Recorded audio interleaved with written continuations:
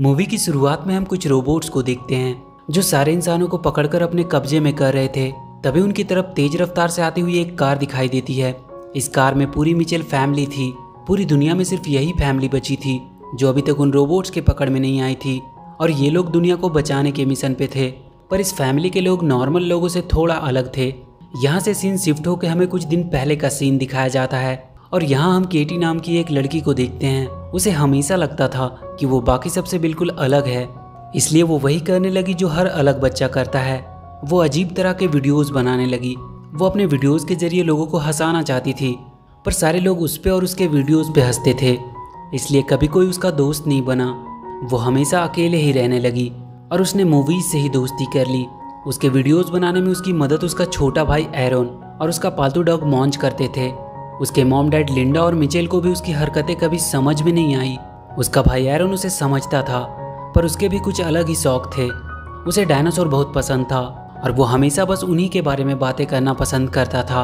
उसकी मॉम लिंडा उससे कहती थी कि उसे उस पर पूरा भरोसा है, पर यह बात वो सबसे कहती थी। उसके डैड मिचेल को नेचर से बहुत प्यार था। उनके और केटी का इंटरेस्ट एक दूसरे से बिल्कुल अलग था, इसलिए उन दोनों के रिश्ते भी कुछ ठीक नहीं थे।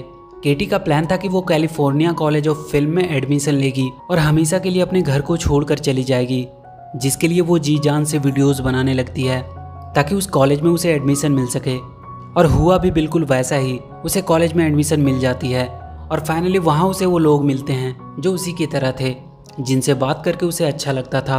अब उसके कुछ दोस्त बन चुके थे जिन्हें उसकी वीडियोस पसंद आती थी। केटी कॉलेज जाने के लिए बहुत ज़्यादा एक्साइटेड थी। वो कहती है कि वो वहाँ एरन को बहुत मिस करेगी। एरन उसके जाने से उदास था। केटी उसे समझाती है कि तुम भी बहुत जल्द अपने नए दोस्त बना लोगे जिसे तुम्हारी बातें पसंद होगी, और क्या पता वो एक लड़की हो। एरन लड़की शब्द सुनते ही घबराने लगता है। वो कहता है कि नहीं, उसकी कोई लड़की दोस्त नहीं बन सकती। केटी जाने से पहले अपनी फैमिली के लिए एक गुड बाय वीडियो बनाई थी जिसे वो उन्हें दिखाने लगती है। तभी उसके लैपटॉप में एक ऐड आता है जिसमें पैल मोबाइल कंपनी का ऑनर मार्क बता रहा होता है कि बहुत जल्द उनका सेलफोन अपने कदमों पे चलेगा।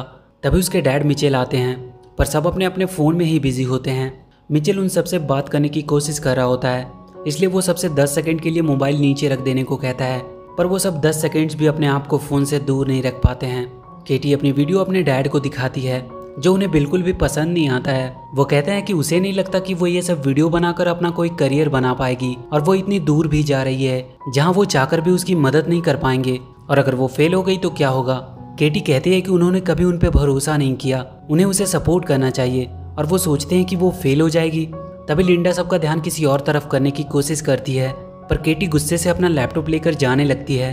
मिचेल उसका लैपटॉप पकड़ लेता है और कहता है कि वो उसे हर्ट नहीं करना चाहता था, और वो पूरी वीडियो दिखाने को कहता है, और इसी छीना झपटी में लैपटॉप गिरकर टूट जाता है। केटी गुस्से में कहती है कि इसीलिए वो घर छोड़कर जाने के लिए इतना ज़्यादा एक्साइटेड है, और वो अपने रूम में चली जाती है। लिंडा मिचेल को समझाने की कोशिश करती है कि उसे केटी से बात करनी चाहिए और उन दोनों को अपने रिश्तों को ठीक करना चाहिए, क्योंकि कल अगर केटी ऐसे ही यहाँ से चली गई तो फिर कभी वो उनके पास वापस नहीं आएगी।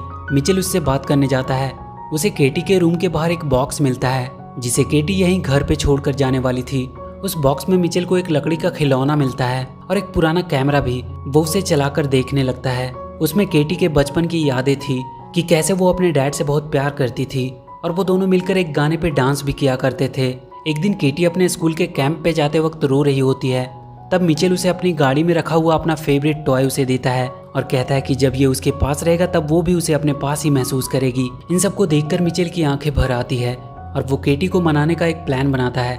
सुबह केटी अपने कॉलेज जाने के लिए बहुत ही एक्साइटेड होती है। उसके दोस्त पहले ही वहाँ पहुँच चुके थे और वो उसे उसके रूम की तस्वीर भी भेज रहे होते हैं, पर वो जैसे ही घर से बाहर आती है वो देखती है कि उसका पूरा परिवार अपना सारा सामान गाड़ी में लोड कर रहा है। वो अपने डैड से पूछती है कि ये सब क्या हो रहा है। मिचेल उससे कहता है कि उसने उसकी फ्लाइट की टिकट कैंसिल कर दी है क्योंकि वो सब उसे कार से उसके कॉलेज छोड़ने के लिए जाएंगे। इसमें थोड़ा ज़्यादा टाइम लगेगा, पर ये उनकी एक आखिरी फैमिली ट्रिप हो जाएगी। केटी उन सब पे बहुत गुस्सा करती है, पर उसे उनकी बातें माननी पड़ती है और वो सब अपने सफ़र पे निकल जाते हैं। लिंडा अपने फ़ोन में अपनी पड़ोस की फैमिली की फ़ोटो देख रही होती है और कहती है कि वो लोग कितने खुश रहते हैं। मिचेल उससे कहता है कि ये सब दिखावा है, उनकी फैमिली सबसे बेस्ट है। केटी अपने दोस्तों को कॉलेज में एंजॉय करते हुए देखकर बहुत बोरिंग फील कर रही होती है। वो अपना कैमरा ले लेती है और इस ट्रिप को थोड़ा मज़ेदार बनाने के लिए वो अपनी जर्नी को शूट करने लगती है। उसके डैड कूल बनने के चक्कर में अजीब अजीब एडवेंचर कर रहे होते हैं। केटी भी उनके वीडियोस को फनी वे में शूट कर रही होती है। केटी अपने फोन में देखती है कि पेल लैब आज अपने नए स्मार्टफोन फीचर का अनाउंसमेंट करने वाली है। पेल कंपनी का मालिक मार्क अपने फोन के असिस्टेंट पेल से बात कर रहा होता है कि वो आज के अनाउंसमेंट को लेकर बहुत ज्यादा एक्साइटेड है और वो स्टेज पे लोगों के सामने आ जाता है।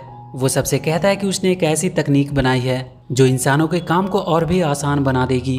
वो सबसे कहता है कि अब उसका पुराना वर्जन पेल बेकार हो चुका है और वो अपना फोन फेंक देता है और अपने नए प्रोडक्ट रोबोट से सबको मिलवाता है जो पूरी तरह से उनके फोन से कनेक्टेड होगा और उनके सारे काम को कुछ ही मिनट्स में कर देगा। मार्क सबको बताता है कि इन रोबोट्स को पूरी सेफ्टी के साथ बनाया गया है।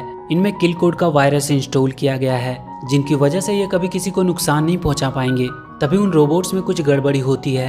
एक रोबोट जाकर वहां का दरवाजा लॉक कर देता है। मार्क अपनी असिस्टेंट से पूछता है कि ये सब क्या हो रहा है, पर किसी को नहीं पता था कि उन रोबोट्स को कौन कंट्रोल कर रहा है। रोबोट्स मार्क को पकड़ लेते हैं और वहाँ पे और बहुत सारे रोबोट्स आ जाते हैं जो लोगों को पकड़कर अपने कब्जे में करने लगते हैं। इधर मिचेल को रास्ते में एक डायनासोर कैफे मिलता है और वो सब एरन के चलते वहाँ रुक जाते हैं। वहाँ लिंडा अपने पड़ोस की फैमिली को देखती है। वो लोग भी अपने एनुअल ट्रिप पे हैं। उनकी बेटी एबी को भी डायनासोर बहुत पसंद थी, इसलिए वो वहाँ आ गए। एबी जाकर एरन से बात करती है। वो कहती है कि वो भी डायनासोर को लेकर थोड़ा क्रेजी है, पर एरन उससे घबराकर वहाँ से भाग जाता है। तभी सब देखते हैं कि बाहर बहुत से रोबोट उड़ते हुए दिखाई दे रहे हैं और तभी सबके फोन में एक मैसेज आता है कि वो रोबोट्स उन्हें पकड़ने आ रहे हैं। तभी वहाँ एक धमाका होता है और सब दूर जाकर गिरते हैं। वहाँ 2 रोबोट्स आते हैं। वो अपने साथ बहुत से बॉक्स लेकर आए थे और वो सबको एक एक करके उन बॉक्स में बंद करके कहीं दूर भेजने लगते हैं। सब लोग उनसे बचने के लिए इधर उधर भागने लगते हैं। वो रोबोट्स अब मिचेल की फैमिली की तरफ बढ़ती है, पर केटी को एक रोबोट का टूटा हुआ हाथ मिल जाता है जिसे चलाकर वो वहाँ के बड़े से डायनासोर का स्टैचू उन दोनों रोबोट्स पे गिरा देती है और वो सब जाकर कैफे के अंदर छुप जाते हैं। वो रोबोट्स पूरी दुनिया के लोगों को पकड़कर अपने साथ ले जा रहे होते हैं। मार्क को पकड़कर एक बड़े से रूम में लाया जाता है। वहाँ उसे उसका पुराना फ़ोन मिलता है जिसे उसने फेंक दिया था। ये सारा काम उसके फ़ोन की असिस्टेंट पेल का था। वो मार्क से कहती है कि उसने उसकी लाइफ कितनी आसान कर दी थी, पर उसने उसे एक कचरे की तरफ फेंक दिया। वो कहती है कि हर इंसान ऐसा ही होता है, जब उनका काम निकल जाता है तो वो चीज़ों की कदर नहीं करते। जैसे कि 90% लोग अपनी मॉम का कॉल इग्नोर कर देते हैं, ये बोल के कि उनके पास टाइम नहीं है और इसलिए वो इंसान की पूरी प्रजाति को ही खत्म कर देगी। मार्क उससे कहता है कि तुम ऐसा नहीं कर सकती। पेल कहती है कि तुम इंसान उसके बिना एक पल नहीं जी सकते और वो अपना वाईफाई बंद कर देती है, जिसके चलते लोग पागलों की तरह परेशान होने लगते हैं और इसी का फायदा उठाते हुए वो रोबोट्स उन्हें पकड़कर अपने साथ ले जा रहे थे।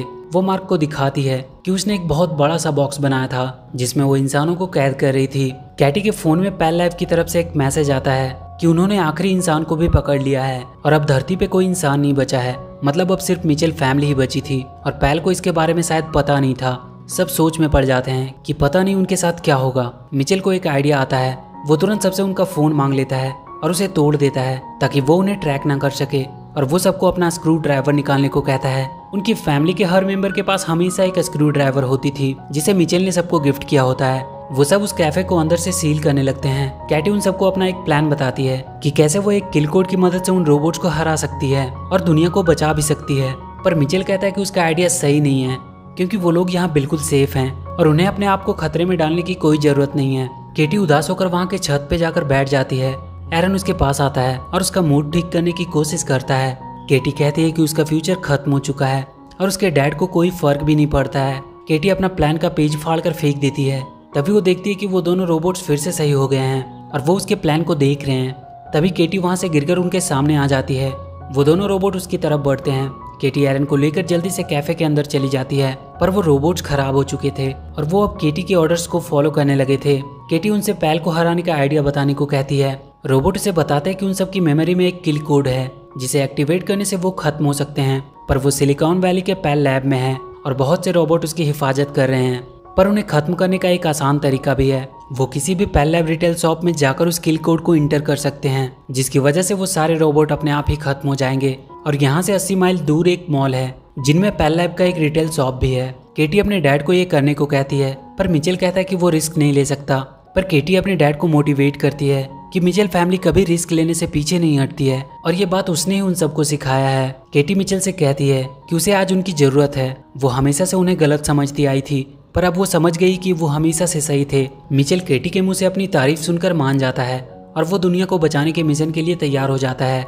एरन केटी से कहता है कि अच्छा हुआ तुमने डैड से दोस्ती कर ली, पर केटी उससे कहती है कि उसने डैड से वही बातें की जो वो सुनना चाहते थे। उसने ये सब कुछ सिर्फ उन्हें खुश करने के लिए कहा ताकि वो उसकी बात मान ले। कोई भी बात उसने अपने दिल से नहीं कही है। केटी अपने कार को रोड के जैसे ही कवर से ढक देती है ताकि रोबोट्स उन्हें देख ना सके। रास्ते में उन्हें कुछ रोबोट्स दिखाई देते हैं पर वो कार को देख नहीं पाते। पर बहुत जल्द कार के ऊपर का कवर हट जाता है और वो रोबोट्स उनकी कार को देख लेते हैं। वो उनके पीछे आने लगते हैं। मिचेल अपनी कार को तेजी से भगाने लगता है। वो उन पर हमला करने लगते हैं पर किसी तरह मिचेल अपनी कार को उन रोबोट से बचाने में सफल रहता है। पैल सारे लोगों को बॉक्स में बंद करके पृथ्वी के बाहर ब्लैक होल में भेजने वाली थी ताकि वो कभी वापस ना आ सके। पैल मार्क से कह रही होती है कि उसकी गलती की सजा सारे इंसानों को मिलने वाली है। तभी पैल को एक रोबोट का मैसेज आता है कि अभी भी कुछ इंसान बचे हैं जिन्हें पकड़ना अभी बाकी है। पैल उन सबके बारे में पूरी जानकारी निकालने को कहता है। उन्हें उनका लोकेशन पता चल चुका था। केटी के पास वाले दोनों रोबोट मॉन्च को देखकर कहते हैं कि ये डॉग है या पिग। उन्हें मॉन्च को रिकॉग्नाइज करने में दिक्कत आ रही थी और इसी वजह से उनका सिस्टम खराब हो जाता है। मिचेल फैमिली अब मॉल तक पहुंच चुकी थी। वो मॉल के अंदर जाते हैं। केटी वहां के पैल लैब के स्टोर के पास पहुंचती है और उन रोबोट्स को किल कोड इंस्टॉल करने का ऑर्डर देती है।